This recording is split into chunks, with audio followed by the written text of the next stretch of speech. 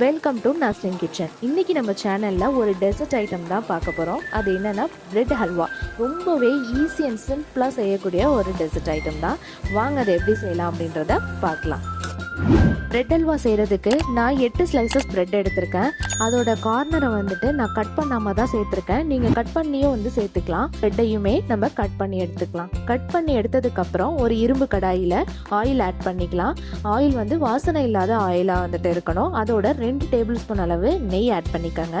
நெய் ஆட் பண்ணிவிட்டு இப்போ நம்ம கட் பண்ணி வச்சுருக்கிற ப்ரெட்டை நம்ம பேட்ச் வைஸாக நம்ம போட்டு அது 2 சைடுமே கோல்டன் ப்ரௌன் ஆனதுக்கப்புறமேட்டு அதை பொரித்து ஒரு பிளேட்டில் மாற்றிக்கலாம்.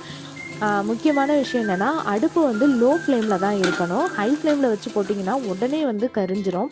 லோ ஃப்ளேம்லேயே வச்சு நீங்கள் 2 சைடுமே கோல்டன் ப்ரௌன் ஆனதுக்கப்புறமேட்டு நம்ம பொரித்து எடுத்துக்கலாம்.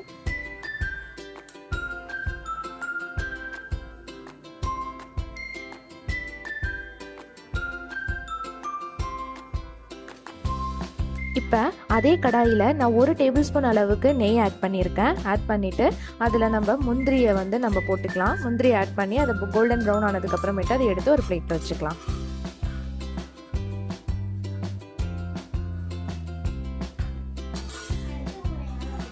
இப்போ ஒரு கடாயில் 1 டம்ளர் அளவு நான் சுகர் ஆட் பண்ணியிருக்கேன். அதை அந்த கடாயில் சேர்த்து எந்த டம்ளரால் சுகர் எடுத்தோமோ அதே டம்ளரால் 2 டம்ளர் நான் தண்ணி ஆட் பண்ணியிருக்கேன். நான் வீடியோலையும் அந்த டம்ளரோட அளவை நான் காட்டியிருக்கேன். நான் குட்டி டம்ளராக தான் எடுத்திருக்கேன்.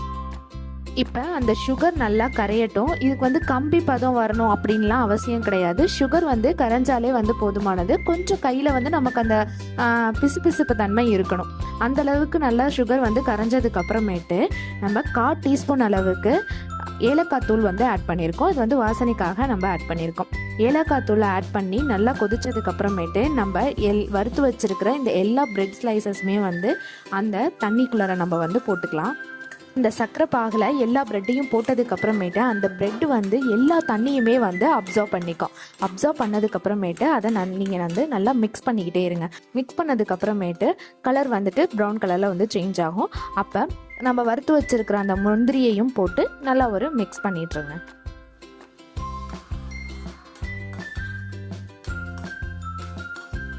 இப்போ நம்ம இந்த பிரெட் அல்வாவில் கொஞ்சமாக நெய் ஆட் பண்ணுறேன். நெய் ஆட் பண்ணதுக்கப்புறமேட்டு நல்லா மிக்ஸ் பண்ணதுக்கப்புறம் அதில் கொஞ்சமாக நான் பால் ஆட் பண்ணிக்கிறேன்.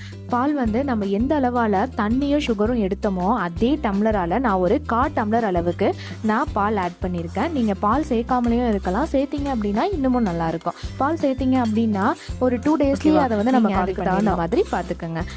பால் சேர்த்ததுக்கு அப்புறமேட்டு நல்லா மிக்ஸ் பண்ணதுக்கப்புறம் ஒரு 5 to 10 மினிட்ஸில் ஆயிலெலாம் நல்லா தெரிகிற மாதிரி இருக்கும். அப்படி தெரிகிற மாதிரி இருந்துச்சு அப்படின்னாலே நமக்கு சூப்பரான பிரெட் அல்வா நமக்கு ரெடி ஆகிடுச்சு. அவ்வளோதான். நம்ம ஸ்டவ் ஆஃப் பண்ணிவிட்டு நம்ம இப்போ சர்வ் பண்ணலாம். இந்த டெசர்ட் ரொம்பவே குயிக்காக செஞ்சிடலாம். ஒரு 15 மினிட்ஸ் to 20 மினிட்ஸ் டைம் எடுக்கும்.